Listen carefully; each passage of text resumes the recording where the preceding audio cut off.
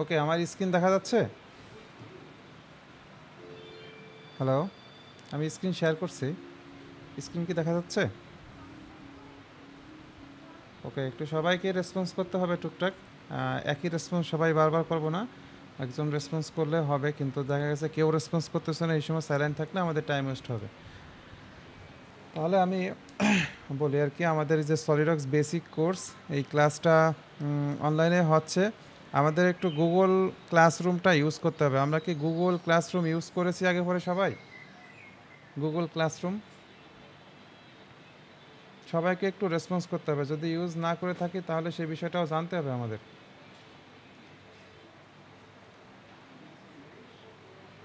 তাই না? আপনাদের একটা গুগল ক্লাসরুম লিঙ্ক দেওয়া হয়েছে, ওটাতে ক্লিক করলে এই ক্লাসরুমে জয়েন করতে পারবেন। এখানে গেলে দেখবেন যে আমাদের প্রথম দিনে যে বিষয়টা শেখানো হয়েছিল সেইটা এইখানে আছে, first class SolidWorks basic interface. Okay, আমরা সেদিনকে যে ক্লাসটা নিয়েছিলাম ওই দিনকের সাউন্ডটা রেকর্ড হয়নি, যার কারণে ওইটা দেওয়া হয় নাই। বাট ওইটার উপরে আমাদের প্রিভিয়াস যে রেকর্ডটা ছিল সেই রেকর্ডটা আমরা ওইদিনকে দিয়েছিলাম। এবং এখানে ক্লিক করলে এই ভিডিওগুলো দেখা যাবে। তো নেক্সট ক্লাসের টপিকস হচ্ছে এইটা, আমি অলরেডি দিয়ে রাখছি যে এই কটা ভিডিও দেখলে পরে আমরা স্কেচের বিষয়ে মোটামুটি ধারণা পাবো। তারপরে আমরা প্র্যাকটিসে চলে যাব। তো এই ভিডিওগুলো সবাইকে দেখতে হবে। আর এইখানে যে কথাগুলো আছে সেটা আমি আজকে লাইভে দেখাবো, যে শুধুমাত্র ভিডিও দেখলেই হবে না, লাইভে আমরা একটা একটা করে শিখবো। ওই এক একটা বিষয়ের উপর আমাদের কনসেন্ট্রেশন থাকতে হবে, ফোকাস থাকতে হবে। এবং সেই জায়গা যদি আমরা না বুঝি সেই জায়গা ইনস্ট্যান্ট জিজ্ঞেস করব। আমার কথা বলার মাঝখানে না, আমি অবশ্যই বলার সুযোগ দেব। একটা একটা টপিকস বলতেছি, বলা শেষ হলে আমি বলার সুযোগ দেব। ওই সময় আপনাকে বলতে হবে যে এই জায়গাটা বুঝি নাই, আপনি যদি একটু আরেকবার বলতেন, বা এই বিষয়টা কি বললেন আমার মানে বুঝে হয়নি। ঠিক আছে? তো আমি সেটা আবারও রিপিট করব, সেটাকে যেভাবে বলছি সেটাকে আরেকটু ভেঙে বলার চেষ্টা করব, যত আমাকে এক্সপ্লেন করতে হবে, সবাইকে বুঝতে হবে, তাই না? তো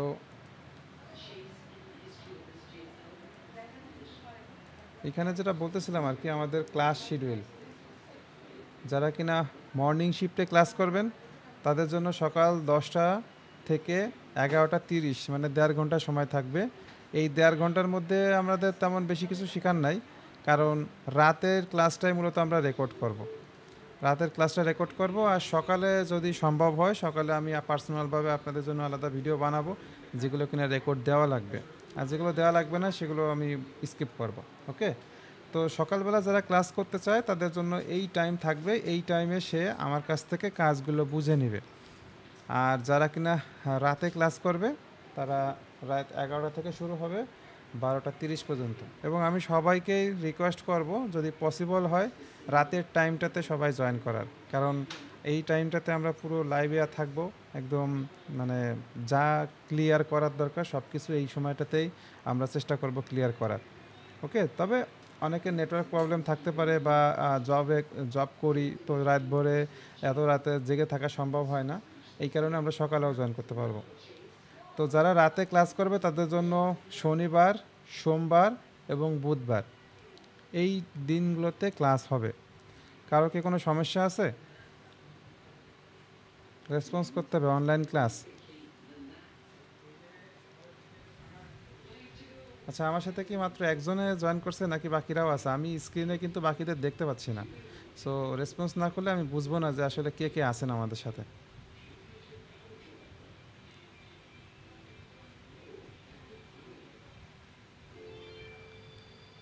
হ্যাঁ, মর্নিং শিফট বলতে কি, এই টাইমটা আমরা জাস্ট রাখছি এই কারণে যে যদি কারো প্রবলেম হয়ে যায় সে দেখা গেছে সকালবেলা এসে এই বিষয়গুলো আমার কাছ থেকে বুঝে নিল, তাই না? আমাদের মূল টার্গেট কি, জিনিসটা শিখতে হবে। এখন কথা হচ্ছে যে আমরা যদি অ্যাবসেন্ট থাকি, কাজটা যদি মিস করে ফেলি, যদি শিখতেই না পারি, তাহলে আলটিমেটলি কোর্সে ভর্তি হয়ে লাভ কি? এটা একটা লাইভ কোর্স। সো এখানে রেকর্ডের জন্য অপেক্ষা করে থাকবো না আমরা। আমি সরাসরি বুঝাই দিব, সরাসরি বুঝে নিতে হবে। এখন কথা হচ্ছে যে আমি চেষ্টা করতেছি, আপনাদের দিক থেকে যদি কোনো রেসপন্স না আসে, বা আমি যদি বুঝতে পারি যে আপনাদের দিয়ে আসলে ভালো কিছু হবে না, তাহলে আপনাদের নিয়ে আমি প্রফেশনাল কোর্স বা অ্যাডভান্স প্রফেশনাল কোর্স প্ল্যানই করব না। ঠিক আছে? প্রফেশনাল, অ্যাডভান্স প্রফেশনাল কোর্সগুলোতে তারাই জয়েন করতে পারবে যারা আসলে ওই ক্লাসে বসার মতো অ্যাবিলিটি রাখে। ঠিক আছে? যেমন আমরা পাবলিক ইউনিভার্সিটিতে সবাই কিন্তু ভর্তি হতে পারি না। কারো ভাগ্য থাকে না, কারো রেজাল্টে সমস্যা থাকে, কেউ চান্স পায় না, অনেক সমস্যা থাকে, তাই না? তো যারা কিনা ওই পর্যায়ে গিয়েছে তারাই ওই ক্লাসগুলো করার সুযোগ পায়। তো আমরা চেষ্টা করব আমাদের এই বেসিকটাকে এতটা স্ট্রংভাবে শেখার যাতে ওইখানে আমরা ক্লিয়ারলি বুঝতে পারি, কারণ ওগুলো অ্যাডভান্স কিছু অ্যানালাইসিস, কিছু প্রবলেম সলভিং বিষয়। তো ওইটা আমাদের জন্য সবারই জরুরি, কিন্তু আমি মনে করি বেসিকটা যদি আমরা ক্লিয়ারলি শিখতে পারি তাহলে এটাই মোর দ্যান এনাফ আমাদের জন্য। ঠিক আছে? এরপর আপনি একটা স্পেসিফিক বিষয়ের উপরে এক্সপার্ট হতে চাচ্ছেন, তাহলে ওটার উপর পুরো খুঁটিনাটি যা কিছু আছে সব কিছুই শিখতে হবে। আচ্ছা, খালিদ ভাই কি আছে আমাদের সাথে? হ্যাঁ ভাই, রেসপন্স করতে হবে কিন্তু, ঠিক আছে? কারণ আমরা বেশি না, অল্প কয়েকজন আছি, হয়তো বা 6-7 জনের মতো। তো রেসপন্স না করলে আমরা যে অনলাইন ক্লাস করতেছি এটা বোঝা যাবে না। ওকে, টাইম নিয়ে কারো ইস্যু আছে? আমি এটা তাড়াতাড়ি শেষ করতে চাচ্ছি।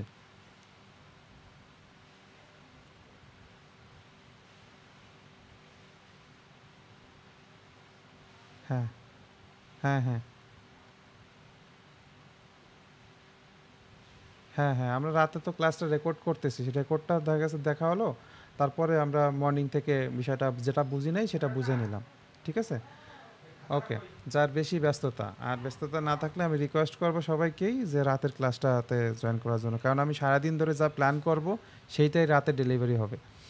কারণ আমি আগের ব্যাচে যে ক্লাসটা নিছি, আমাদের এখনের ব্যাচটা আরও অ্যাডভান্স লেভেলে হবে, তারপরের ব্যাচটা আরও নতুন বিষয়ে উপর মানে ফোকাস করে হবে। বেসিক প্রিন্সিপাল তো ঠিক থাকবে, তারপরেও দেখা গেছে কিছু বলার বিষয় থাকে যেগুলো কিনা প্রতিনিয়ত আপডেট হচ্ছে আর কি। আগের ব্যাচ হয়তো বা এইভাবে ক্লাস করে নাই। আচ্ছা, আমাদের 1 মাসের মধ্যে যে টার্গেট, সেই টার্গেটটা একটু আমি বলে দিই। প্রথম মাসে আমাদের টার্গেট থাকবে ইন্টারফেস ক্লাসটা শেষ, ঠিক আছে? তবুও আমাদের ইন্টারফেসের বিষয় কিন্তু এখনও অর্ধেকও কিছু আমাদের মাথায় ঢোকে নাই। এটা স্বাভাবিক। এই সব কাজ যখন শিখে যাব, তার মানে আমরা ইন্টারফেসটা ক্লিয়ারলি বুঝবো। তো ইন্টারফেস একটা ক্লাস নেওয়ার দরকার ছিল, ক্লাস নিছি। তবে আমাদের আজকে থেকে যে ক্লাসগুলো হবে, এইগুলো যারা ক্লিয়ারলি বুঝবে এবং কমপ্লিটলি আয়ত্ত করতে পারবে, সে কনফিডেন্টলি বলতে পারবে যে সলিডওয়ার্কসের ইন্টারফেসের এই বিষয়গুলো আমার জানা আছে। ওকে? তো প্রথম দিনে আমরা আসলে দেখা গেছে কোনো একটা মিটিংয়ে জয়েন করছি, সেইখানে মনে করেন 50 জন লোক আছে, সবাই খালি বলতেছে আমার নাম এই, আমার ডিস্ট্রিক্ট এই, আমি এখান থেকে আসছি। এইভাবে যদি এক একজন করে বলে, আপনি সর্বোচ্চ 5 থেকে 10 জনের নাম মনে রাখতে পারবেন বা কোথা থেকে কি করছে। আপনি 50 জনটাই মনে রাখতে পারবেন না। ঠিক আছে? ঠিকই ওই 50 জন যখন আমরা প্রতিদিন কাজ করি, দেখা গেছে কি যে একটা সময় আমরা প্রত্যেককেই মনে রাখতে পারি এবং প্রত্যেকে কোথা থেকে কি আসছে সব কিছু আমাদের মেমোরিতে ঢুকে যায়। এইখানেও বিষয়টা সেরকম।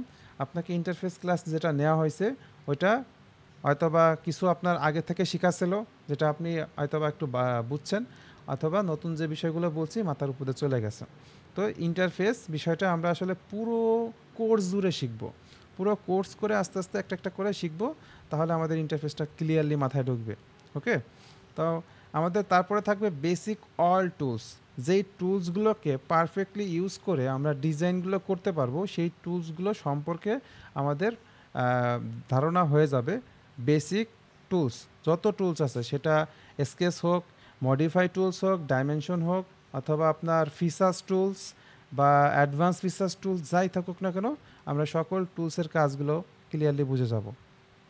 তারপর আমরা কিছু প্রোডাক্ট ডিজাইন করা শিখে যাব যখন, এরপরে আমরা র্যান্ডারিংয়ের ক্লাস করব, কিভাবে আপনার এনভায়রনমেন্ট ক্রিয়েট করতে হয়, কিভাবে আপনার কালার টেক্সচার, মানে এক কথায় র্যান্ডারিং কাজ যেগুলো হয়ে থাকে সেই কাজগুলো আমরা এরপরে শিখব।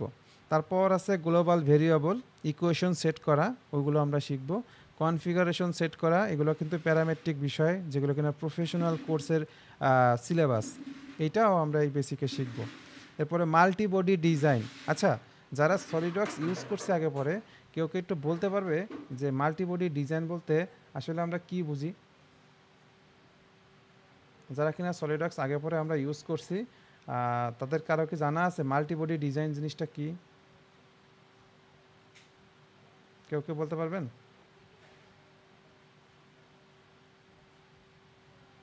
আচ্ছা, ঠিক আছে, তার মানে এটা সবার জন্য নতুন। মাল্টিবডি ডিজাইন করা শিখবো। এটার জন্য আমাদের হয়তো বা 2টা ক্লাস লাগতে পারে, অথবা একটা ক্লাসও হতে পারে। তারপর আছে অ্যাডভান্স পার্ট মডেলিং, যেটা কিনা সিএসডাব্লিউ এ এক্সামে আসে, সেই পার্টগুলোকে আমরা এখানে ডিজাইন করা শিখবো যাতে ওই এক্সামে আমরা পাস করতে পারি। এরপরে আছে প্যারামেট্রিক মডেলিং। তো এটা আছে আপনার প্রফেশনাল বিষয়, আমি জানি না এটা কতটুকু ক্লিয়ার করতে পারবো। এটা আপাতত আপনাদেরকে কথা দিচ্ছি না যে আমরা এই 1 মাসের মধ্যে এই প্যারামেট্রিক মডেলিং বিষয়গুলো ভালো করে শিখব। তবে প্যারামেট্রিকের মধ্যে যেটা কিনা কমনলি প্রয়োজন সেটা হচ্ছে কনফিগারেশন, এটা আমরা শিখব। আর গ্লোবাল ভেরিয়েবল, যেটা সিএসডাব্লিউ এ এক্সামের জন্য খুবই ইম্পর্টেন্ট হবে, বা সিএসডাব্লিউ যত এক্সাম আছে সব এক্সামের জন্য এটা প্রয়োজন হবে। ওকে, এই বিষয়গুলো আমাদের 1 মাসের টার্গেট। সেকেন্ড মাসে কি আছে জাস্ট একটু দেখে রাখেন। অ্যাসেম্বলির বিষয়ে আমি এখন এক্সপ্লেন করব না, আজকে যেহেতু আমাদের ক্লাসের টাইম। সেকেন্ড মাসে আমরা এইগুলো টার্গেট রাখবো।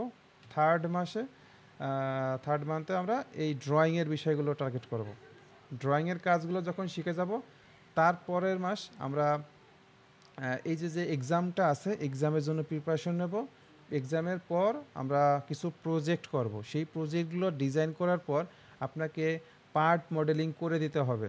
অ্যাসেম্বলি যদি হয় সেটা অ্যাসেম্বলি তৈরি করতে হবে। অ্যাসেম্বলি প্রজেক্টটা রেডি হওয়ার পর সেটাকে র্যান্ডারিং করতে হবে, অ্যানিমেশন করতে হবে, টেকনিক্যাল ড্রয়িং তৈরি করতে হবে, এবং টোটাল একটা ডকুমেন্টকে পারফেক্টভাবে রেডি করতে হবে, যেভাবে কি না আমরা একটা ফ্রিল্যান্সিং কাজের জন্য ক্লায়েন্টকে দিয়ে থাকি, সেইভাবে আমাদের এইটাকে রেডি করা শিখতে হবে। ওকে, যে আপনি বলতেছেন যে আচ্ছা ঠিক আছে আপনার এই কাজটা আমি করে দিচ্ছি, কাজ করতেছেন, কিন্তু সব ডকুমেন্টকে কিভাবে জিপ ফাইল করে প্যাকেট করে পাঠাতে হয় সেই বিষয়গুলো আমরা এই চতুর্থ মাসে ক্লিয়ার করব। এবং এইগুলো যখন শেষ হয়ে যাবে, তারপরে বলা যায় আমাদের সলিডওয়ার্কস বেসিক কোর্সটা শেষ হচ্ছে। ওকে, হিউজ বড় একটা সিলেবাস, যেটা কিনা আসলে এখনও কল্পনা করা যাচ্ছে না যে আমরা আসলে আদৌ 4 মাসের মধ্যে এত কিছু শেষ করতে পারবো কিনা। টার্গেট নিচ্ছি আপনাদের কোর্সের জন্য, মেইন টার্গেট হচ্ছে 3 মাস। কিন্তু 3 মাস পর যদি আমি আপনাদেরকে ছেড়ে দেই, তাহলে দেখবেন আপনি যা যা শিখছেন সব কিছু আস্তে আস্তে করে ভুলে যাচ্ছেন। আর যখন আপনি এই প্রজেক্টের কাজটা করবেন, তখন দেখবেন যে এই পেছনের যে টুলসগুলো আছে এই টুলসগুলো আপনি চাইলেও ভুলতে পারতেছেন না। ঠিক আছে, তবে আমাদের সাথে মানে কন্টিনিউ থাকতে হবে। এমন না যে আমি আজকে কাজ করতেছি, কালকে কাজ করছি, পরশু দিন আমি একটু বেড়াইতে যাব, তাহলে আমি ওই দিনকে একটু স্কিপ করি। ওকে, স্কিপ তো করতেই হবে, আপনি তো ওই সময় বাসায় নাই, প্র্যাকটিস কীভাবে করবেন? কিন্তু আপনার মাথায় রাখতে হবে ওই দিনকে আপনার ল্যাগিংস হয়ে যাচ্ছে, ওটা যে কেউ আপনাকে টাইম মতো ব্যাক আপ করে নিতে হবে। ঠিক আছে, আচ্ছা। তারপর আমাদের ক্লাসের বিষয় আসি, যে আমাদের প্রথম দিন যে ক্লাসটা হয়েছে সেই ক্লাসটার মধ্যে আমরা কি কি বিষয় আলোচনা করছিলাম। এখানে সবাই ছিল না, তারপরও যারা যারা ছিলেন দেখেন তাদের মনে পড়ে কিনা। ইউনিট সেকশন দেখাইছিলাম, কোথায় ইউনিট আছে মনে আছে কি সবার? আচ্ছা, ইউনিট, রিবনকে কিভাবে ম্যানেজ করতে হয়, কে বলতে পারবে রিবন কিভাবে ম্যানেজ করতে হয়?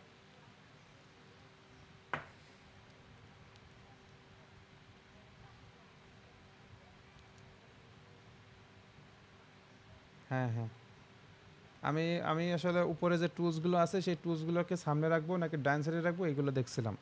ট্যাব বাটন, ট্যাব ম্যানেজমেন্ট বলতে আমি কি বুঝাইছিলাম?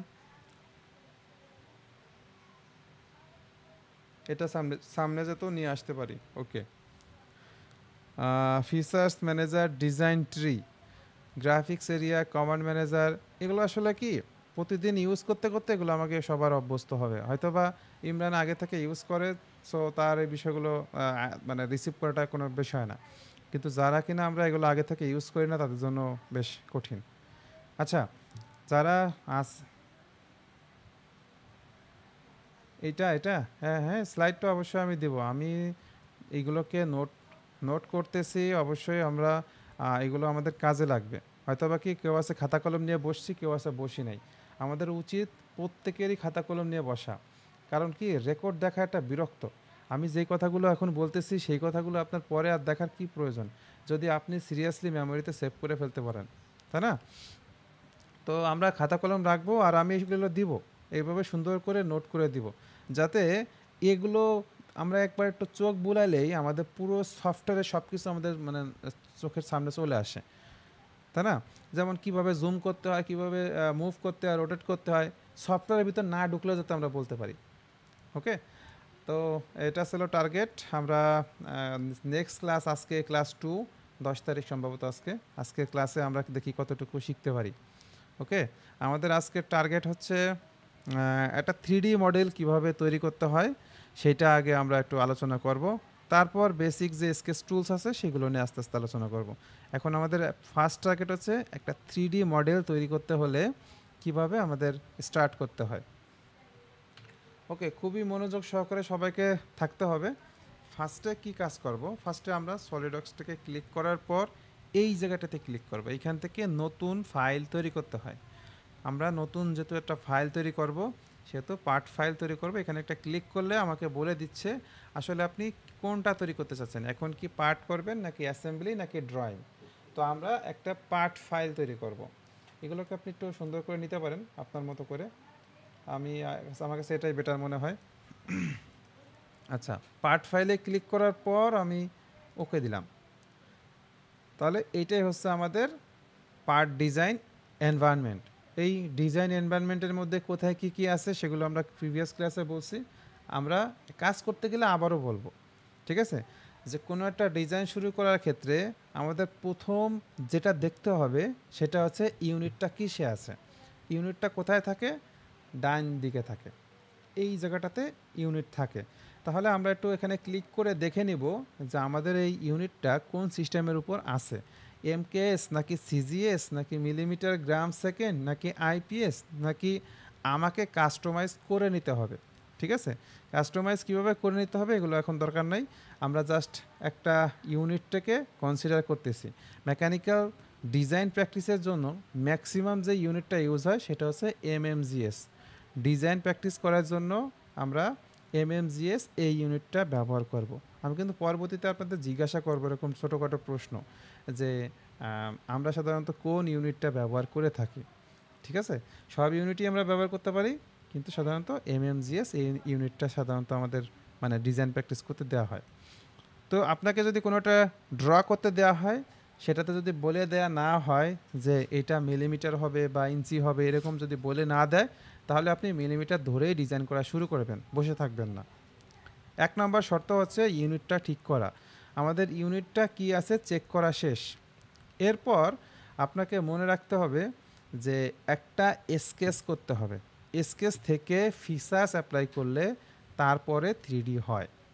এই যে হচ্ছে স্কেচ, স্কেচের মধ্যে যে টুলস আছে এই টুলসগুলোকে ইউজ করে আমরা কিছু একটা ড্র করব, সেইটার উপরে একটা ফিচার্স অ্যাপ্লাই করব। এখানে ফিচার্স টুলস আছে অনেকগুলা, এগুলো আমরা আস্তে আস্তে ক্লাস ওয়াইজ শিখব। তো এখান থেকে এই টুলসগুলোকে ইউজ করলে আমাদের 3D মডেল তৈরি হয়। এখন স্কেচটা আপনি কোথায় করবেন? মনে করেন আপনাকে একটা কলম দিয়ে দিছি, আপনার একটা রুমের মধ্যে ছেড়ে দেওয়া হয়েছে। এখন আপনি ওই কলম দিয়ে যে কোনো জায়গায় কি ড্র করতে পারবেন? নাকি এটা প্লেন লাগবে আপনার? যেমন একটা ওয়াল হতে পারে, একটা ফ্লোর হতে পারে, তাই না? কিন্তু আপনি বাতাসে তো আর ড্র করতে পারবেন না। তো এটা একটা মনে করেন ফাঁকা স্পেস, এই জায়গায় যে কোনো জায়গায় আমরা ড্র করতে পারবো না, আমাদের একটা প্লেন প্রয়োজন। সেই জন্য ডিফল্ট 3টা প্লেন থাকে, front plane, top plane, right plane, এই 3টা প্লেন থাকে। আমি যদি একটু ক্লিক করি তাহলে দেখা যাবে, এবং কোনটা কোন প্লেন এখানে লেখা আছে। এইগুলোকে আমরা বলি ডিফল্ট প্লেন। আমি কিন্তু জিজ্ঞাসা করব ফিউচারে যে ডিফল্ট প্লেন কয়টা থাকে বা ডিফল্ট প্লেনের নাম কি, এগুলো আমি আপনাদেরকে জিজ্ঞাসা করব। সবাই কি শুনতেছেন? ওকে, 3টা প্লেন আছে, এই 3টা প্লেনকে আমরা মানে ডিফল্ট প্লেন বলে থাকি। এখন অবশ্যই আপনাকে যে কোনো একটা জায়গাতে কিছু ড্র করতে হবে। এখন আপনি মনে করেন একটা সিলিন্ডার ড্র করবেন, যেই সিলিন্ডার ভূমিতে সার্কুলার আর উপর দিকে এক্সট্রুড হয়। তো আমি টপ প্লেনে একটা ক্লিক করলাম, ক্লিক করার পর শর্টকাট একটা অপশন দেখা যাচ্ছে, এটাকে বলা হয় স্কেচ মোড অন করার জন্য এই টুলসটা ইউজ করতে হয়। আমরা যদি এটাতে ক্লিক করি তাহলে আমরা স্কেচিং করা শুরু করতে পারবো, আদারওয়াইজ আমরা প্লেনে ক্লিক করলে এখানে ড্র করতে পারবো না। তো নিয়ম হচ্ছে যে যেইখানে আপনি ড্র করবেন সেই প্লেনটাকে একটা ক্লিক করবেন, দেন আমরা এখান থেকে স্কেচ শুরু করব। অথবা আমরা এইখান থেকেও শুরু করতে পারি। এখানে দুইটা অপশন আছে, 2D স্কেচ, 3D স্কেচ। এখন যেহেতু আমাদের মাত্র ক্লাস শুরু হয়েছে, আমরা 3Dর কথা চিন্তাই করব না। স্কেচ করার জন্য শুধুমাত্র 2D কল্পনা করব। আমাদের 2D স্কেচ করাটা শিখতে হবে। ওকে, তো আমি এখানে ক্লিক করলেও স্কেচ পাচ্ছি, আবার এখান থেকে ক্লিক করলে যেটা পাচ্ছি এটাই হচ্ছে স্কেচ। স্কেচে যখন ক্লিক করবেন তখন প্লেনটা যদি আগে সিলেক্ট না করেন তাহলে সফটওয়্যার বলতেছে আসলে আপনি কোথায় ড্র করতে চাচ্ছেন। এখন তিনটা প্লেন যেহেতু আছে, তিনটা প্লেনের মধ্যে কি এখানে ড্র করবেন না অন্য কোথাও ড্র করবেন। এখন যেহেতু প্লেন এই কটাই আছে, আমি টপ প্লেনে ড্র করব। একটা ক্লিক করলেই প্লেনটা সিলেক্ট হবে। ওকে, তাহলে কি ঘটনা ঘটলো, আমি প্লেনটা সিলেক্ট করেছিলাম না। আমি একটু দেখাই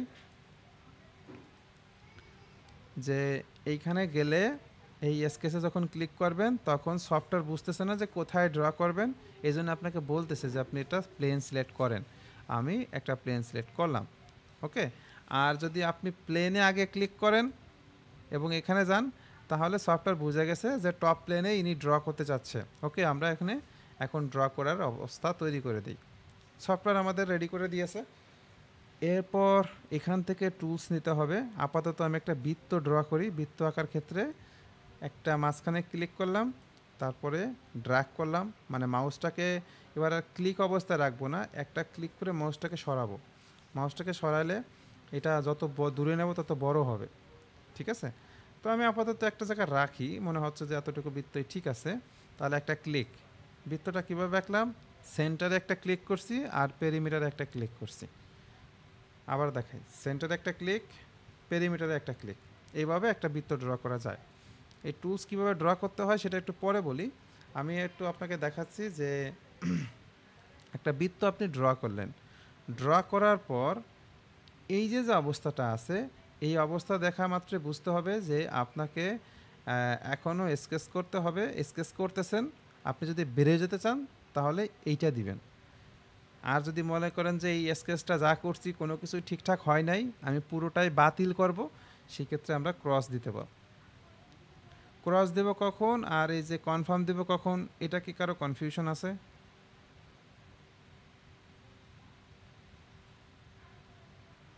বাকিরা হ্যালো।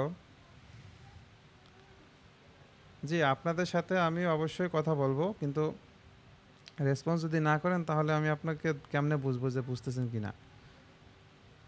আমাদের এইখানে যেটা আছে সেটা হচ্ছে, একটা হচ্ছে কনফার্ম করা, আপনি যা যা ড্র করতেছেন সব ড্রয়িং ঠিক আছে, আপনি জাস্ট ড্রয়িং থেকে বের হতে চাচ্ছেন, এই জন্য আমরা এইটাতে ক্লিক করব। আর মনে করেন এখানে যা যা ড্র করছেন সেগুলো কোনো কিছুই ঠিক নাই বা আপনি চাচ্ছেন না এটা রাখতে, এটা এখন কেটে যাক, সেজন্য আমরা এইটা ক্লিক করব। এটা হচ্ছে এক্সিস্ট, এটা হচ্ছে না, মানে এইখানে হচ্ছে এটা হচ্ছে এক্সিস্ট, স্কেচ এক্সিস্ট, আর এটাকে বলা হয় ক্রস মানে ক্যান্সেল। এই দুটার মধ্যে পার্থক্য আছে, একটা হচ্ছে এক্সিস্ট করা আর একটা হচ্ছে ক্যান্সেল করা। ওকে, ক্যান্সেল করলে আপনি যা যা ড্র করছেন সবগুলো বাতিল, আর যদি এক্সিস্ট করি তাহলে কী হবে, ড্রয়িংটা থেকে যাবে। এই যে একটা স্কেচ হয়েছে, এখানে মাত্র একটা বৃত্ত আঁকা হয়েছে, সো একটা বৃত্ত এখানে রয়ে গেল। ওকে, এখন সমস্যা হচ্ছে এটাকে ধরে বড় করতেছি ছোট করতেছি, তাই না? এরকম করা যাবে না, এটা নিয়ে একটু পরে আলোচনা করি। আপনাদেরকে মাত্র একটা জিনিস দেখানো হয়েছে যে একটা সার্কেল ড্র করা। এইবার আমরা এই সার্কেলটা থেকে যদি আমরা ফিচার্সে যাই এবং এখান থেকে একটা ফিচার্স অ্যাপ্লাই করি, তাহলে দেখেন সফটওয়্যার বলতেছে যে উপর দিকে এক্সট্রুড হচ্ছে। এখন আপনি এটাকে সিলিন্ডার করবেন না পাইপ করবেন না কি করবেন, সফটওয়্যার তো জানে না। আপনি তাকে বোঝায় দেন যে আমার এটার দূরত্ব কত হবে, হাইটটা কত হবে, এইটাকে বলা হয় ডিস্টেন্স। এই ডিস্টেন্সটা আপনি যত দিবেন তত আসবে। তো আমরা মানে হঠাৎ করে যদি কোনো ডাইমেনশন না জানি, মেজারমেন্ট না জানি, তখন এখান থেকে ধরে এভাবে ড্র্যাগ করি, চোখের আন্দাজে বুঝি যে আচ্ছা ঠিক আছে এই পর্যন্ত রাখলেই ঠিক আছে।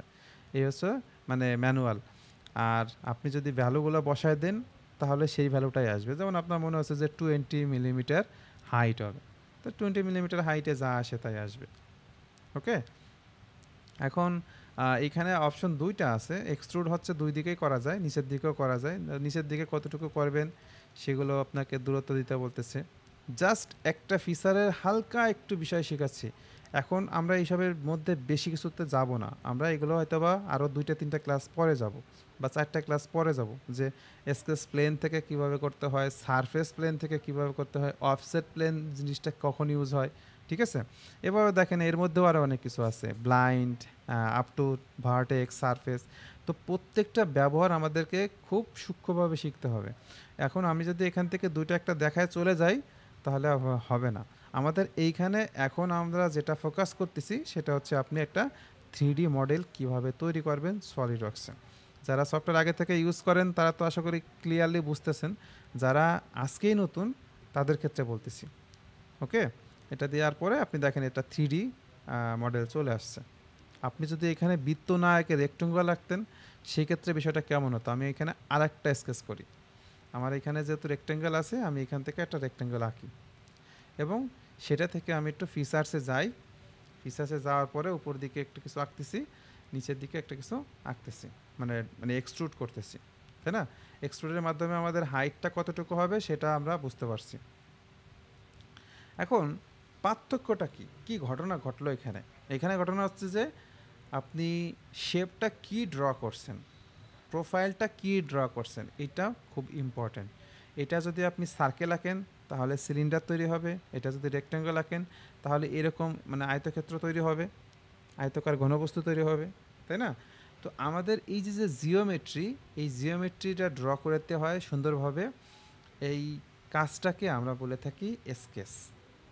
এখানে ড্রপ ডাউন অপশন থাকে, এখান থেকে সেটাকে আবার এডিট করা যায়, বুঝছেন। আপনার যদি মনে হয় যে এটাকে একটু এদিকে বড় করে দেওয়ার দরকার, এখান থেকে বেরোবেন, দেখবেন যে ওভারঅল 3D মডেলটা বড় হয়ে গেছে। আবার যদি মনে হয় যে এই যে যে সার্কেলটা আছে এটাকে আমরা একটা ক্লিক করে এডিট করব, তাহলে এটাকে ধরে ড্র্যাগ করেন, বড় হয়ে যাচ্ছে, বা ছোটো করতে মন চাইছিলে ছোটো করে দিচ্ছেন। এখান থেকে বেরোন, দেখেন ছোটো হয়ে গেছে, তাই না। তো এগুলোকে আমরা কিভাবে এডিট করতে হয় মোটামুটি জানি, যারা নতুন তারা একটু দেখেন যে এইভাবে এডিট করতে হয়। তো আমার যেই স্কেচটা করতেছিলাম সেইখানে সার্কেল আঁকছি বিধায় এরকম তৈরি হয়েছে। সেখানে যদি আমরা পলিগন আঁকতাম তাহলে কি হতো, তাহলে পলিগনের মতো একটা শেপ আসতো। এই যে এটাকে পলিগন বলি, তাই না। পলিগনের মধ্যে আমরা এখানে বাহু রাখি 3টা,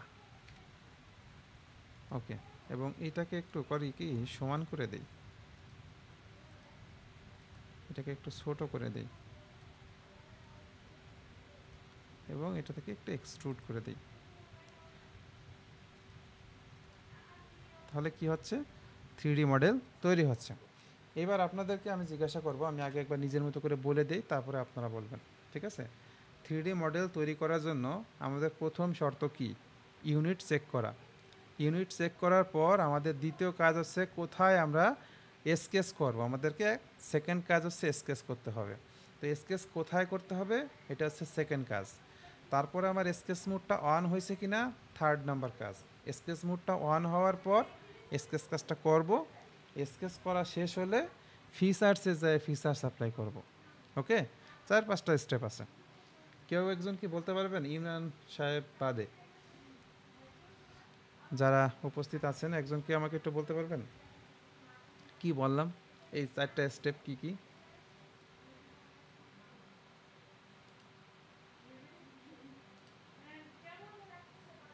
হ্যালো, হ্যাঁ স্টেপগুলো কি কি মনে আছে? তাহলে একটা বিষয়ে মোটামুটি একটা আইডিয়া হওয়ার কথা, যে স্কেচটা যত সুন্দর হবে 3D মডেলটা ততটা পারফেক্ট হবে। কথা কি ঠিক না? স্কেচটা খুবই ইম্পর্টেন্ট, এই জন্য আমাদের স্কেচের উপরে হয়তো বা 1 সপ্তাহ পর্যন্ত ওয়েট করতে হতে পারে যে সবাইকে স্কেচ প্র্যাকটিস করার জন্য। আমি স্কেচ প্র্যাকটিস করার জন্য ফাইল পরে দেব, আগে আপনারা স্কেচ টুলসগুলোকে শেখেন। আমরা আজকে স্কেচ টুলসের মধ্যে কি কি আলোচনা করতে পারি?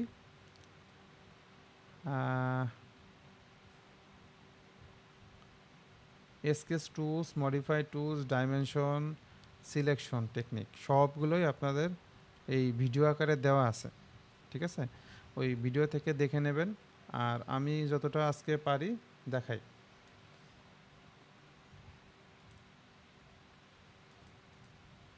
আমি একটু ফাস্ট বলবো, কারণ এখানে যারা আছি সবাই ম্যাক্সিমামই সলিডওয়ার্কস আগে পরে ইউজ করছি। প্রথমে আমাদের একটা প্লেন সিলেক্ট করতে হয়, ইউনিট তো আছেই। আমরা একটা প্লেন সিলেক্ট করার পর আমরা স্কেচ মোডটাকে অন করে নিলাম। তারপর এখান থেকে টুলস নেব। টুলসের মধ্যে এইখানে 3টা অপশন আছে লাইন ড্র করার জন্য।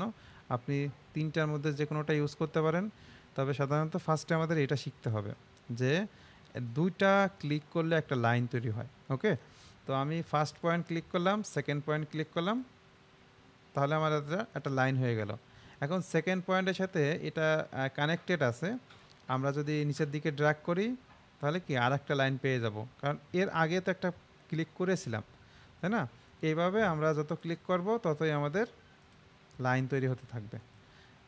এই বিগিনার অবস্থাতে আমরা করি কি জানেন, এই মাউসটাকে চেপে ধরে তারপরে বাম দিকে যাই, এরকম কাজটা করব না। আমাদের টুলসটাকে অন করার পর ক্লিক করতে থাকবো আর মাউসটাকে মুভ করাবো। মাউস মুভ করানোর সময় মাউসকে চেপে ধরবো না। ওকে, ক্লিক করার পর মাউসটাকে জাস্ট মুভ করাবো, যেইখানে আমার রাখার দরকার সেইখানে রাখার পর একটা ক্লিক, দেন মাউস মুভ করাবো, একটা ক্লিক। আচ্ছা, লাইন ড্র করতে কারো সমস্যা হওয়ার কথা না, এটা একদম সহজ বিষয়। তো এইগুলোকে আমি বাম দিকে ড্র্যাগ করতেছি, তাহলে কি হচ্ছে, সবাই সিলেক্ট হয়ে যাচ্ছে। আমরা যদি ডান দিকে ড্র্যাগ করি তাহলেও সিলেক্ট হয়ে যাচ্ছে। কিন্তু বাম দিকে ড্র্যাগ করলে কি সুবিধা, ডান দিকে ড্র্যাগ করলে কি সুবিধা, সেটা সিলেকশন একটা ক্লাস আছে, সেটা থেকে বুঝে নিতে হবে। ওকে, এটা এখন আমি আলোচনা করতেছি না, আমি আপাতত এটাকে ডিলিট করে দিই। লাইন টুলের মধ্যে আরেকটা অপশন আছে সেন্টার লাইন, মানে আপনি লাইন ড্র করতেছেন কিন্তু এই লাইনটা ডিজাইনে জাস্ট রেফারেন্স হিসাবে কাজ করবে, ওর কোনো বিশেষ ভূমিকা থাকবে না। বিশেষ ভূমিকা অবশ্যই, কারণ ওর রেফারেন্স যদি না থাকে তাহলে আমাদের ড্রয়িং করতে কষ্ট হয়, এটা অবশ্যই ঠিক আছে, কিন্তু আলটিমেটলি সলিড লাইন না, এটা হচ্ছে সেন্টার লাইন, জাস্ট রেফারেন্সের জন্য ইউজ করব। কেন ইউজ করব? মনে করেন আপনার একটা লাইন আছে, সেই লাইনটা থাকার কারণে আপনি এখন দ্রুত এইখানে ডট দিতে পারতেছেন, তাই না? এখানে 4টা ডট দিয়ে দিলেন, তাহলে 4টা ডটই কি আপনার সোজা থাকলো। আর আপনি যদি এখানে ড্র করতেন সেক্ষেত্রে দেখা যাচ্ছে একটা উপর নিচে হয়ে যেতে পারতো, তাই না? এই চান্সটা এই রেফারেন্স লাইনটা থাকার কারণে আর নাই। বোঝা যাচ্ছে? ওকে, তো এই যে লাইনটা আমরা ড্র করলাম, এই লাইনটা আমরা আরেকটা ওয়েতে করতে পারি, কনস্ট্রাকশন জিওমেট্রির মাধ্যমে। আপনি একটা লাইন ড্র করা শিখছেন, এটাকে আমরা বলি সলিড লাইন। ওকে, আমরা এখন যদি রাইট বাটন ক্লিক করি, মানে মাউসের রাইট বাটন ক্লিক করি, তাহলে এই জায়গাটা অপশন থাকে, এটাকে আমরা বলি কনস্ট্রাকশন জিওমেট্রি। অথবা আপনি এইখানেও ক্লিক করতে পারেন, সেটাতে ক্লিক করলে দেখবেন যে জিনিসটা কী হয়ে যাচ্ছে আপনার। আচ্ছা, আবার প্রথম থেকে করি।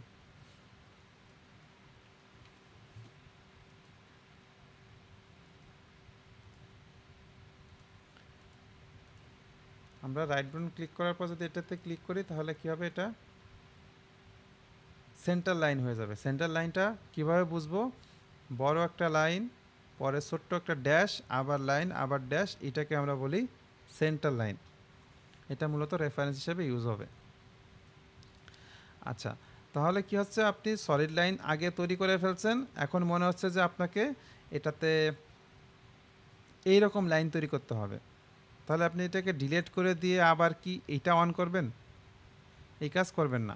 আপনি জাস্ট এটাতে ক্লিক করেন, শর্টকাট একটা অপশন আসবে, এটা দিয়ে দেন, তাহলে দেখবেন যে সেটা সেন্টার লাইন হয়ে গেছে। আর যদি সেন্টার লাইন থাকে, সেটাকে যদি চেঞ্জ করতে মনে হয়, তাহলে আপনি এটাতে ক্লিক করেন, এটা সলিড লাইন হয়ে যাবে। আমরা দুটা বিষয় বুঝলাম। এবার এখানে আরেকটা অপশন আছে, সেটা হচ্ছে মিড পয়েন্ট লাইন। এটা দিয়ে কিভাবে কাজ করতে হয়, এটাতে যখন ক্লিক করবেন তাহলে কি হবে, আপনি মাঝখান থেকে ডান দিকে ড্র্যাগ করলে ডান দিকে যতটুকু লম্বা লাইন হচ্ছে ঠিক বাম দিকে ততটুকু একটা লাইন হচ্ছে, এটাকে আমরা বলি মিড পয়েন্ট লাইন। তো মিড পয়েন্ট লাইন আর নর্মাল লাইনের মধ্যে তেমন বেশি পার্থক্য না, এটা হচ্ছে আপনার এন্ড টু এন্ড আর এটা হচ্ছে মিড টু এন্ড, এটাই হচ্ছে পার্থক্য। এটাকে যদি আমাদের মনে হয় কনস্ট্রাকশন লাইন করতে হবে, আমরা ক্লিক করলে এটা সেন্টার লাইন হয়ে যাবে। এই সেন্টার লাইনকে অনেকে কনস্ট্রাকশন লাইন বলে থাকে। এই টার্মসগুলোকে আস্তে আস্তে আয়ত্ত করতে হবে আপনাকে। আজকে প্রথম যারা নতুন তাদের ক্ষেত্রে মনে হতে পারে কী ব্যাপার, একই জিনিস বারবার বলতেছে, আবার এখন একটা নাম বলতেছে, তখন আর একটা নাম বলতেছে। আমরা একই কাজ অনেক সময় অনেক নামে ডাকি। যেমন এটাকে আমরা কোনো সময় সেন্টার লাইন বলি, কোনো সময় কনস্ট্রাকশন লাইন বলে থাকি, অর্থ একই, রেফারেন্স হিসেবে ইউজ হয়। এই লাইন টুলের মধ্যে 3টা অপশন দেখাইছি, কারো কোনো কনফিউশন আছে? দ্রুত রেসপন্স করবেন, আমরা পরের টুলসটা বলবো। না ভাই। জি, খালিদ ভাইকে শুনতে পাচ্ছি না। খালিদ ভাই আছেন? না ভাই, সমস্যা নেই। ওকে, আমাদের আরেকজন রানা ভাই থাকার কথা। ভাই কি আছেন? রানা, আচ্ছা, সবাই একটু রেসপন্স করেন। তাহলে হয়তো বা কি আমাদের ক্লাসটা আরও মানে ইন্টারেক্টিভ হবে। এটা আমরা শেষ করি। নেক্সট আমাদের কাজ হচ্ছে সার্কেল ড্র করা। সার্কেল ড্র করার মধ্যে এখানে ক্লিক করবেন, দেখবেন দুইটা অপশন আছে। একটা হচ্ছে সার্কেল নর্মাল, এটা আমরা আসলে মূলত সেন্টারে একটা ক্লিক করি আর পেরিমিটারে একটা ক্লিক করি, তাহলে সার্কেল হয়ে যায়। আর এর পরে যেটা অপশন সেটা হচ্ছে আপনার পেরিমেট্রিক সার্কেল, মানে এটা সেন্টারে ক্লিক করা লাগবে না, ডাইরেক্ট এরকম মনে করেন যে পেরিমিটারে ক্লিক করলে সার্কেল তৈরি হবে এইখানে, এখানে, এখানে। এটা আমরা কখন ইউজ করি? মনে করেন এমন একটা সিচুয়েশন এসে গেছে যে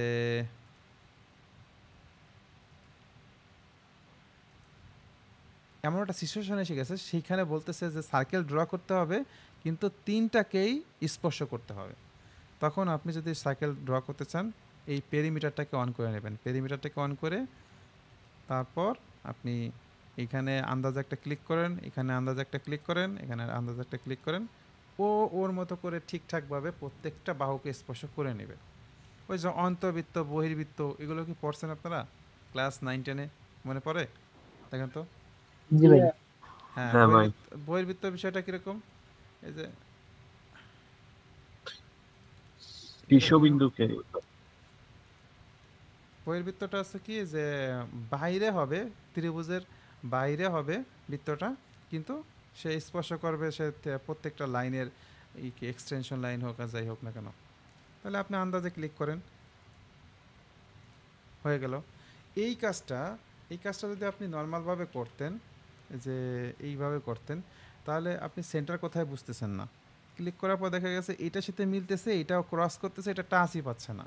তো এইভাবে পরে কি করতে হয়, আমাদের এগুলোকে মিলাইতে হয়। ঠিক আছে, মিলানো যায়। কীভাবে মিলাতে হয় সেগুলো আমরা একটু পরে শিখি। বাট আপনার যদি মনে হয় যে আমি দ্রুত কুইকলি ইউজ করব, সেক্ষেত্রে পেরিমেট্রিক ইউজ করতে পারেন। এটা খুবই কম ইউজ হয়, আমাদের ম্যাক্সিমাম ক্ষেত্রে এই সার্কেলটা ইউজ হয়। একটা ক্লিক, দেন ড্র্যাগ করব, যেখান পর্যন্ত দরকার সেখান পর্যন্ত নিয়ে ছেড়ে দেব, হয়ে গেল। ওকে, সার্কেল নিয়ে কোনো কোশ্চেন না থাকলে আমি নেক্সট টুলস নিয়ে আলোচনা করব। না ভাই। ওকে, তারপর আমাদের যেটা আছে সেটা হচ্ছে খুবই কমন একটা টুলস, রেক্টেঙ্গল। রেক্টেঙ্গল তৈরি করার জন্য দেখেন কতগুলো অপশন আছে, তার মধ্যে থেকে এই দুটা বেশি ইউজ হয়, এগুলো কম ইউজ হয়। এই দুটাকে আমি আজকে একটু ক্লাসে দেখাই, এগুলো আমাদের রেকর্ড ক্লাসে আছে, ওখান থেকে একটু দেখে নিন। Corner rectangle. কর্নার রেক্টেঙ্গল বিষয়টা কীরকম? মনে করেন আপনার এইখান থেকে রেক্টেঙ্গল তৈরি হচ্ছে, এই দিকে অথবা উপর দিকে বা বাম দিকে যেখানে হোক না কেন আপনাকে রেক্টেঙ্গল করতে হবে। সেকেন্ড হয়তো বা আরেকটা রেফারেন্স আছে। তো কর্নার টু কর্নার, আমরা যে কর্ণ বলি, তাই না, কর্নার টু কর্নার, এই ধরনের রেক্টেঙ্গল তৈরি করার জন্য আমরা এই টুলসটা ইউজ করব। আর যদি মনে হয় যে না সেন্টার থেকে আমাদের তৈরি হবে, যেমন এইখান থেকে মাঝখান থেকে তৈরি হবে, সেই ক্ষেত্রে আমরা এইভাবে ড্র করব। ওকে, আর কিছু না। এই সেন্টার পয়েন্টের ক্ষেত্রে কি হয়, মাঝখানে যে কর্নার যে লাইনগুলো, এইগুলো সেন্টার লাইন হিসেবে থাকে, মানে কনস্ট্রাকশন লাইন হিসেবে থাকে। এটা একটা সুবিধা। তবে ম্যাক্সিমাম ক্ষেত্রেই দেখবেন আপনার ইউজ করে লাগতেছে এই কর্নার রেক্টেঙ্গেল। কর্নারে একটা ক্লিক, নেক্সট কর্নারে আর একটা ক্লিক, হয়ে গেল। ওকে, তারপর যা আছে সেগুলো আপনার একটু আমার ওইখান থেকে একটু দেখে নিয়েন, যদি না পারেন তাহলে আমি পরে দেখে নেব, পরে আমি আরেক ক্লাস আলোচনা করব। এরপর আসি আর্ক নিয়ে। আর্কটা খুবই ইম্পর্ট্যান্ট। আর্ক কী জিনিস, কেউ কি একটু এক্সপ্লেন করতে পারবেন? আর্ক বলতে আপনি আসলে কী বোঝেন? ভাই বৃত্তচাপ। হ্যাঁ, এটা তো একটা মানে পুরো একটা শব্দের মতো বলে ফেললেন। আমাকে একটু বাংলায় বা যেভাবে হোক আপনার মতো করে বোঝাতে পারবেন যে আর্ক জিনিসটা কি? একটা বৃত্তকে কেন্দ্র করে ঘুরে এমন একটা জিনিস আছে। আর্ক হচ্ছে বৃত্তের একটা অংশ, তাই না? একটা বৃত্তের কোনো একটা পোর্শন, এটাকে আমরা আর্ক বলবো। এখন মানে একটা একটা লাইনই ভাই, যেটা আর কি একটু বাঁকা বৃত্তের মতো। হ্যাঁ, বৃত্তের মতোই, হুবহু বৃত্তের মতোই বিষয়টা। আমি একটু এখান থেকে দেখাই যে আমি যদি এইরকম একটু চিন্তা করতাম, তাহলে এই উপর দিকের যে অংশটুকু আছে এই অংশটাকে আমরা বলতে পারতেছি আর্ক, তাই না? বা নিচের যে অংশটুকু আছে এই অংশটাকে আমরা বলতে পারতেছি আর্ক। আর যদি মনে করেন এখান থেকে শুরু হয়ে ক্লোজ হয়ে যায় আবার, সেটাকে আর আমরা আর্ক বলবো না। ক্লোজ হয়ে গেলে সেটা বৃত্ত হয়ে যাবে, আর ক্লোজ যদি ওপেন থাকে তাহলে সেটা আর্ক। সেটা কীরকম? এখানে একটা ক্লিক করলাম, এদিক থেকে এই যে ঘুরে এসে এই পর্যন্ত যদি করেন এটাও আর্ক, এই পর্যন্ত রাখলে এটাও আর্ক। আর যদি পুরোটা ক্লোজ হয়ে যায় তাহলে সেটা বৃত্ত হয়ে যাবে। আর পুরোটা ক্লোজ করা যায় না আর্ক টুল দিয়ে। ওকে, তো এই আর্কটা কি একটা পুরো বৃত্তের মতোই না? বৃত্তের একটা অংশ কতটুকু রাখতেছেন। এখন এই আর্কটা আমি কিভাবে আঁকা শুরু করলাম, এখানে বলছে সেন্টার পয়েন্ট আর্ক, মানে প্রথম ক্লিকটা সেন্টারে হবে, তারপরে আপনার রেডিয়াস দিতে হবে যে এই আর্কটা কতটুকু হবে। তখন আমরা রেডিয়াসটা যদি দিয়ে দিই, রেডিয়াস অনুযায়ী তারপরে এবার আমরা বাম দিকে ঘোরালে বাম দিকে হবে, ডান দিকে ঘোরালে ডান দিকে হবে। অটোক্যাডের ক্ষেত্রে সাধারণত ডান দিকে ঘুরতে চায় না, বাম দিকে ঘোরে, বাট সলিডওয়ার্কসটা খুবই ইউজেবল, ভালো লাগে আর কি। আপনি যেদিকে চান সেদিকেই নিতে পারেন।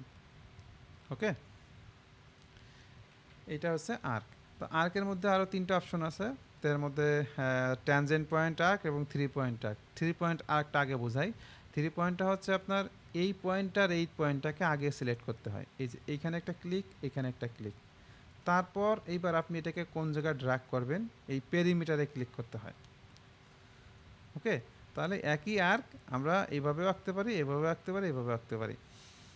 আবার আরেকটা আছে ট্যানজেনশিয়াল আর্ক। এটা আসলে আঁকতে হলে আপনাকে লাইন থাকতে হবে। বিষয়টা কীরকম, যে আমরা এদিকে একটা লাইন ড্র করছি এবং এইখান থেকে একটা আর্ক তৈরি করার দরকার।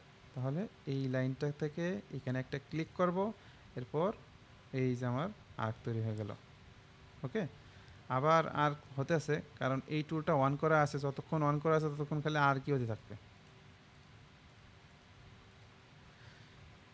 তো এই যে যে বিষয়টা বললাম ট্যানজেন্ট, ট্যানজেন্ট কি কে বলতে পারবেন?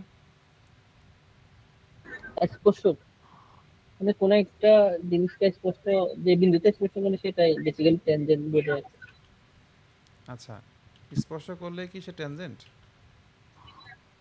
আহ না, এটা বৃত্তের ক্ষেত্রে হয় ম্যাক্সিমাম টাইপের। বৃত্তের যে বিন্দুতে স্পর্শ না, স্পর্শক হয় এটা সেটাই। তো বৃত্ত না, এটা তো বৃত্ত না। অর্ধবৃত্তের ক্ষেত্রেও হয়। এটা মানে এটা তো অর্ধবৃত্ত না। এই যে আমি এখন যে অবস্থায় রাখছি এটা কি অর্ধবৃত্ত হয়েছে? ভাই ট্যানজেন্ট হলো মেইনলি ভাই একটা বিন্দুরে ইয়ে করে, ইন্টারসেক্ট করে। ওটা হলো আপনার স্পর্শ করলেই হয়েছে আর কি, সেটা যে শেপই হোক। কিন্তু আচ্ছা, সরলরেখা কোনদিন ট্যানজেন্ট হয় না ভাই। বাকি সব শেপ আছে, সব কার্ভ শেপ, সবারই ট্যানজেন্ট, সবই ট্যানজেন্ট হিসেবে আর কি ধরা হয়। আচ্ছা, আমি একটু তাহলে একটু ডিপলি বলি, হয়তো বা আপনারা বুঝতে পারবেন।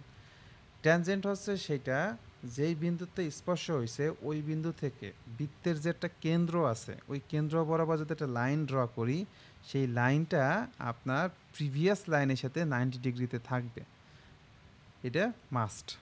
এই দেখেন আমি এখানে একটা লাইন ড্র করতেছি, তাহলে কি হলো, আমাদের আগের লাইনের সাথে এই লাইনটা 90 ডিগ্রিতে সংযোগ আছে। এরকম কন্ডিশনকে আমরা ট্যানজেন্ট বলি। ট্যানজেন্ট হওয়ার প্রধান শর্ত এটা, পারপেন্ডিকুলার হতে হয়। ওকে, তো দেখেন আমি আরেকটা আঁকতেছি।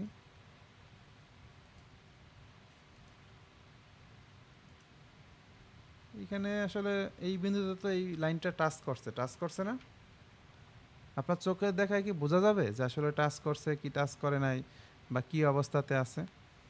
বাট দেখেন এইখানে একটা রিলেশন দেখাচ্ছে যে ট্যানজেন্ট রিলেশন, এইখানে সেই রিলেশনটা দেখাচ্ছে না। কেন দেখাচ্ছে না? কারণ বাস্তবে এইখানে যে লাইনটা ড্র করা যায় সেই লাইনটা 100% 90 ডিগ্রিতে নাই, এই যে দেখেন মাইপে দেখেন 800 মানে 88 পয়েন্ট সামথিং একটা অ্যাঙ্গেলে আছে। তো এটাকে যদি আমরা 90 ডিগ্রি করে দেই তাহলে এটা এখন ট্যানজেন্ট অবস্থাতে আছে। এখানে হয়তো বা রিলেশনটা দেখা যাচ্ছে না, কিন্তু বাস্তবে এখন এই আরেকটা এর সাথে ট্যানজেন্ট রিলেশনে আছে। বুঝছেন? আমাদের এই সব কনসেপ্টগুলো ক্লিয়ার থাকতে হবে, তাহলে আমরা ফিউচারে ভালো কিছু করতে পারবো। আচ্ছা, তো এইটা শুধুমাত্র তখন ড্র করব যখন দেখা গেছে আমাদের এরকম একটা লাইন আছে, আবার দেখা গেছে এইরকম একটা লাইন আছে। তো এই দুইটা লাইনকে আমাদের এখন কি করতে হবে? ট্যানজেনশিয়াল করতে হবে। এখান থেকে একটা ক্লিক করব, এখানে একটা ক্লিক করব। ক্লিক করার পর এইখানেরটা সুন্দরভাবে ট্যানজেন্ট হয়েছে, বাট এইখানেটা ট্যানজেন্ট হয় নাই। এটা ট্যানজেন্ট করতে হলে এই লাইনে একটা ক্লিক করলে এইখানে ট্যানজেন্ট অপশন আসবে, আপনি দিয়ে দিতে পারবেন। এটাকে বলা হয় রিলেশন দেওয়া। ঠিক আছে? আমরা আজকে রিলেশন ক্লাস করতেছি না, আমরা শুধু এই টুলসগুলোকে শিখতেছি আজকে। ওকে, আমাদের আর ক্লাস বেশিক্ষণ নেব না, এই কয়েকটা টুলস শেষ হয়ে গেলে আমাদের ক্লাস আজকে এই পর্যন্তই রাখবো। তো এর মধ্যে থেকে 3 পয়েন্ট আরেকটা আমি বলছি, দেখেন মনে আছে কিনা। এই যে একটা, এই একটা, এবং এইবার থার্ড যে পয়েন্টটা সেটা আপনার পেরিমিটারে ক্লিক করতে হয়। শুরু, স্টার্ট, এন্ড অ্যান্ড পেরিমিটার, তিনটা পয়েন্টে ক্লিক করলে আর্ক তৈরি হয়। আর আর এখানে তেমন ভাই কিছু নাই। হ্যাঁ ভাই জি। ওই আপনার এই 3 পয়েন্ট আর কে হুম আপনি যখন দুইটা পয়েন্ট প্রথমে ক্লিক করবেন, হুম। করে যখন থার্ড পয়েন্টটা ক্লিক করতে যাবেন তখন কি মাউসটা কি চেপে ধরে রাখতে হবে নাকি না ছেড়ে না দিয়ে না, তার মাউসটা ছেড়ে দিয়ে আপনি ড্র্যাগ করবেন জাস্ট। ড্রাগ করব? মাউস ছেড়ে দিয়ে জাস্ট ড্রাগ করব? হ্যাঁ হ্যাঁ, মাউস আচ্ছা চেপে ধরে আচ্ছা। কখনোই মুভ করা প্রয়োজন নাই। যেভাবে কিনা আসলে ওই যে মানে কি বলে ফটোশপে না কি যেন, ওই যে আমরা যে ড্রয়িং করি লিখে লিখে, ওই যে চেপে ধরে ড্র্যাগ করি, ওইরকম কিছু করবো না। ঠিক আছে? মানে এরকম আমি একটু দেখাই। এই যে এই সব জায়গাতে আমরা যখন লিখি তখন আমাকে কি হয়, মাউস চেপে ধরে রাখতে হয়, তা না হলে লাইন ড্র হয় না। আমাদের এই ক্যাট সফটওয়্যারটা এতটা হার্ড না, ক্যাট সফটওয়্যারটা অনেক স্মুথ। আপনি ক্লিক করেন মাউস সরান, ক্লিক করেন মাউস সরান। ওকে, আমরা আর কে বিষয়ে সেগুলো ক্লিয়ার আছি সবাই। আমাকে জিজ্ঞাসা করতে পারেন যদি কোনো জায়গায় কনফিউজ থাকে বা বুঝতে অসুবিধা থাকে। হ্যালো?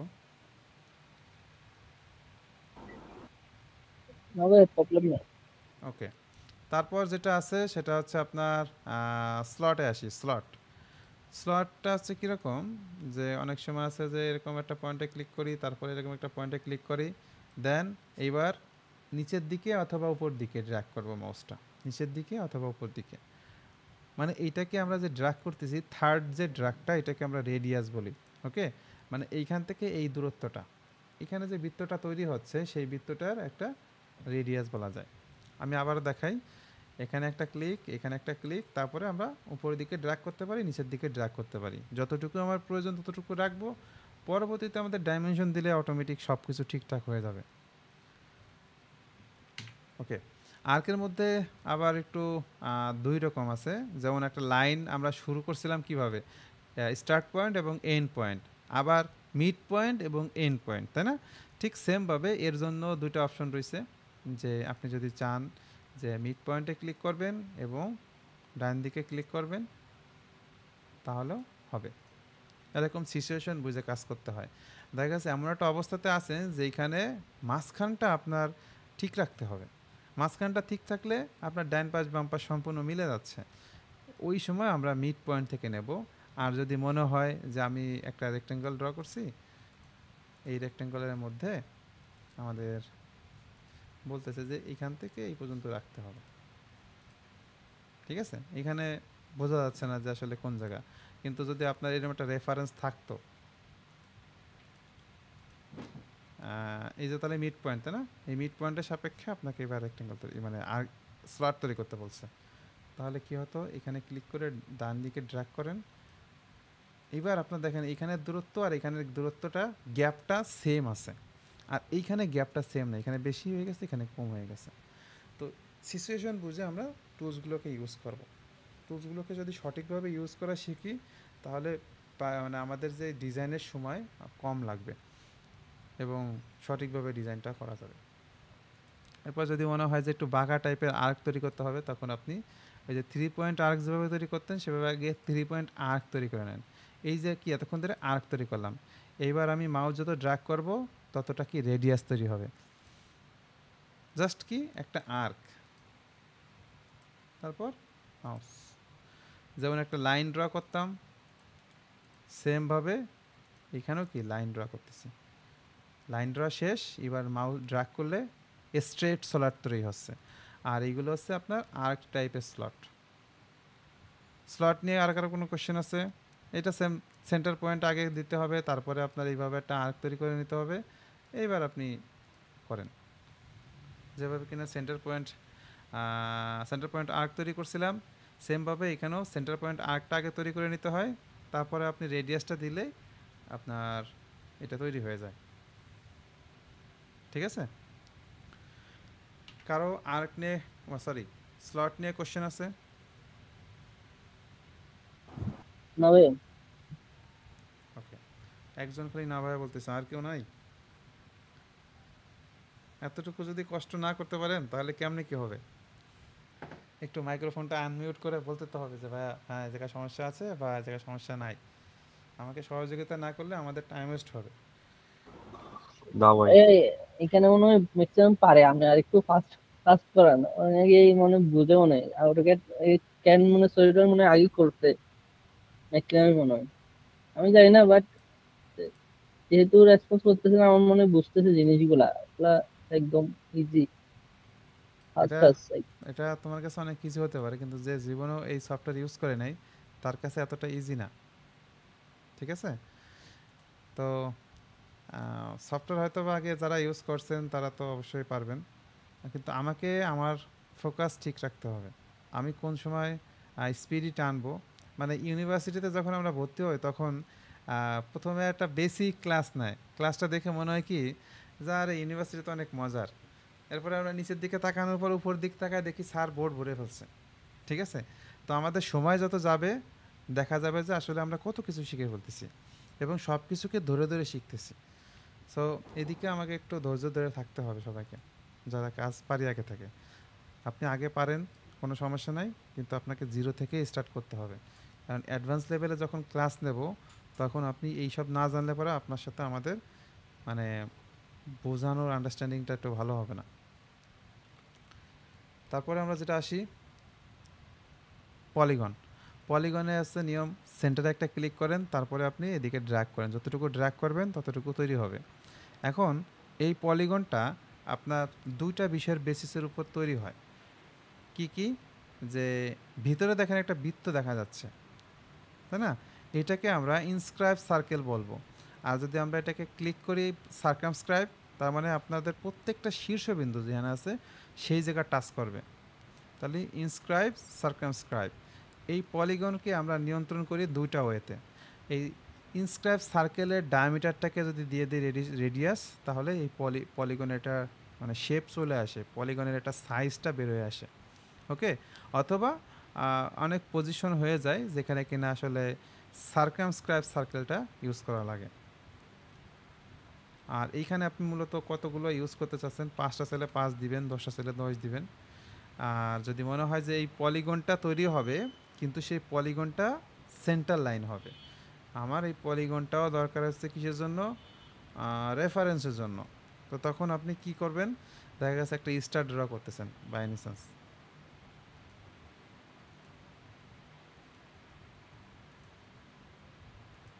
ঠিক আছে?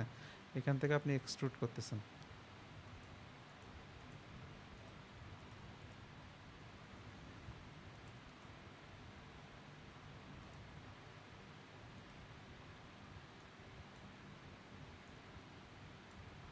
এখানে অনেকগুলো সলিড লাইন, তো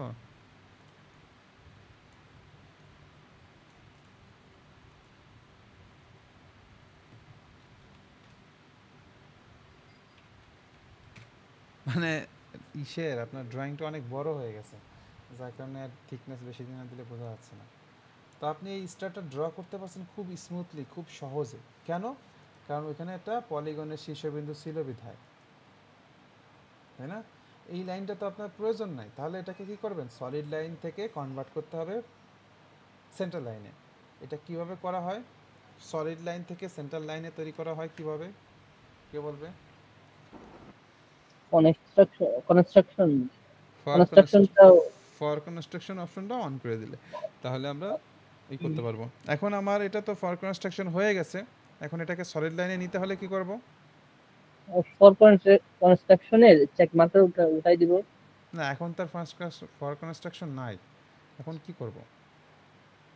এটা কি সলিড লাইন করব নাকি এটাকে সলিড লাইন করতে চাচ্ছি, বৃত্তটাকে সলিড লাইন করতে চাচ্ছি, কিভাবে করব? রাইট ক্লিক করে এই ফর কনস্ট্রাকশনের সাইনটা ক্লিক করলে হবে? ওকে, হয় এটা উঠাই দেবো অথবা এটা অফ করে দেবো, একই কথা।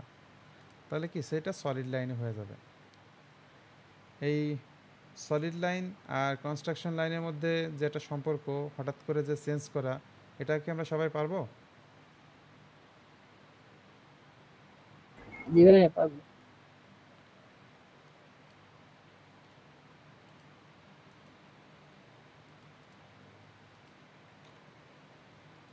আচ্ছা, আমাদের আর কি কি আছে, আজকে তো টাইম প্রায় শেষ। ভাই জি ভাই। পলিগনের ওইটা একটু আরেকবার দেখাবেন? পলিগনের কোন বিষয়টা বোঝেন না, আমাকে একটু বলেন। খালিদ ভাই শোনা যাচ্ছে? আপনাকে তো আমরা পুরোপুরি শুনতে পেলাম না। ভাই ওই যে আপনার ওই স্টার বানানোর ইয়েটা। স্টার বানানোর বিষয়টা, আমরা হ্যাঁ হ্যাঁ। এখানে ক্লিক করলাম, এখন 5টা বাহু হবে, ঠিক আছে? সেখান থেকে আপনি এখানে একটা ক্লিক করে মাউসটাকে ড্র্যাগ করতেছেন, ড্র্যাগ করার পর এইভাবে একটা পজিশনে রাখলেন, রাখার পর এটা আসলে মূলত ইনস্ক্রাইব হবে না সাবস্ক্রাইবস হবে সেটা আপনি একটু ভেবে নেন, যে আপনি সাইজটাকে দেওয়ার জন্য ডায়ামিটার কি দিবেন, ঠিক আছে? এটা কি আউটসাইড দিবেন না ইনসাইড দিবেন, এটা তো বুঝেন নাকি? হ্যাঁ ভাই। এটা জি। বুঝছেন। এইবার আমরা যদি এটাকে ফর কনস্ট্রাকশন দেই তাহলে আমাদের পলিগনের যে লাইনগুলো আছে এই লাইনগুলো কি হয়ে যাবে, সেন্টার লাইন হয়ে যাবে। ওকে, কারণ কারণ কি আমার আসলে এই লাইনগুলোকে দরকার নাই, আমার মূলত এই পয়েন্টটাকে দরকার। এইবার আমাদের যে লাইন টুল আছে, এবার দ্রুত গতিতে আমরা এগুলোকে কী করবো, সংযোগ করে দিব।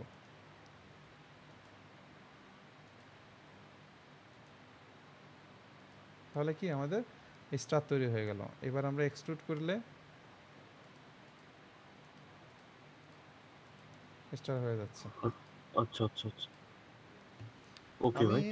যেভাবে দেখাচ্ছি আপনাদের অ্যাসাইনমেন্ট এইভাবেই প্র্যাকটিস করবেন আপাতত। আপনাদেরকে এখন আমি কোনো হার্ড লেভেলের অ্যাসাইনমেন্ট দিব না, আমি যদি দেই তাহলে যারা আগে পারে তারা ওই অ্যাসাইনমেন্টগুলো পারবে।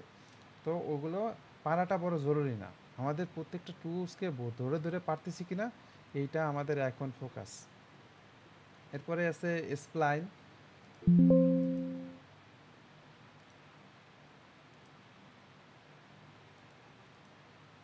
এই যে স্প্লাইন, এটা হচ্ছে এরকম যে স্মুথ লাইন হয় কার্ভ টাইপের, এইসব কাজে এইটা ইউজ হয় এবং এগুলোকে আসলে আমরা চাইলে পরিবর্তন করতে পারি। এখন এটা নিয়ে এত ডিপলি আমরা আলোচনা করব না, জাস্ট একটু বুঝে রাখি যে এটাকে স্প্লাইন বলা হয়, এসপি লাইন। ওকে, এসপি লাইন আঁকার জন্য দুইটা অপশন আছে, আর এই 3 নম্বর অপশনটা আমি নিজেও কখনো ইউজ করি না। এটা ইকুয়েশন অ্যাপ্লাই করলে অটোমেটিক কার্ভ তৈরি হয়। এটা কি ভাই ম্যাথমেটিক্যাল ইকুয়েশন গুলা, এই যেগুলা লাইনের ইকুয়েশন আছে, হ্যাঁ হ্যাঁ হ্যাঁ, ওই ভার্টিক্যাল ইকুয়েশনগুলো লাইনের যখন একটু ইকুয়েশন ঠিকঠাক ডাইরেক্ট। অ্যাপ্লাই করব তখন হবে। তো যখন আমাদের রিসার্চের কাজ হবে তখন যদি দেখা গেছে তুমি এয়ার ফয়েল নিয়ে কাজ করতেছো, এরোডাইনামিক শেপ আছে না, এয়ার ফয়েল নিয়ে কাজ করতেছো, তখন তোমার এয়ার ফয়েলের নাকা যে একটা সিরিজ আছে সেই সিরিজ তুমি একটা সিলেক্ট করে নিলে, সেই সময় ওই সিরিজটা থেকে বলে দিচ্ছে যে এক্স ভ্যালু এত, ওয়াই ভ্যালু এত, জেড ভ্যালু এত। তখন তুমি এই ভ্যালুগুলো যখন ইকুয়েশন আকারে বসাবা তখন তোমার ওইভাবেই আস্তে আস্তে করে সে তৈরি করবে, মানে এক্সের পয়েন্ট, ওয়াইয়ের পয়েন্ট, জেড পয়েন্ট, যে মানে প্যারামিটারগুলো আছে এগুলো ইউজ করলে সেটা তৈরি হয়। তবে এটা আমি কখনো ইউজ করি নাই, আর মনে হয় আপাতত আমাদের এটা প্রয়োজন নাই, আমাদের এই দুইটা হলে হয় যে এটার ক্ষেত্রে হচ্ছে এই পয়েন্টকে নাড়াচাড়া করলে আমাদের ডিজাইনের শেপটা চেঞ্জ হবে। আর এটা হচ্ছে কি যে এইখানে ধরে ধরে আমাদের মুভ করতে হয়। এই হচ্ছে এসপি লাইনের পার্থক্য।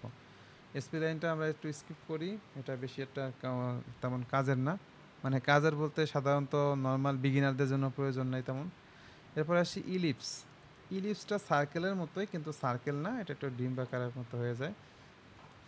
এই যে এই টাইপের মানে ডিজাইনকে আমরা ইলিপস বলি। মানে এইখানে একটা বৃত্তের রেডিয়াস আছে, যে রেডিয়াসটা এই দুটা সমান আর এই দুটা সমান, তাই না?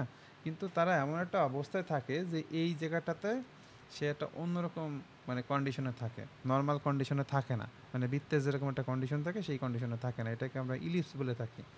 তো ইলিপস আঁকার নিয়ম হচ্ছে কি যে আপনাকে ফার্স্টে সেন্টারকে সিলেক্ট করতে হয়, তারপর ডান দিকে কতটুকু হবে, উপর দিকে কতটুকু হবে, এইভাবে আপনি ক্লিক করলে একটা ইলিপস তৈরি হয়ে যাবে। ইলিপসের পরে কি আছে, প্যারাবোলা। এ আমি কখনো ইউজ করি না, বুঝছেন? এই যে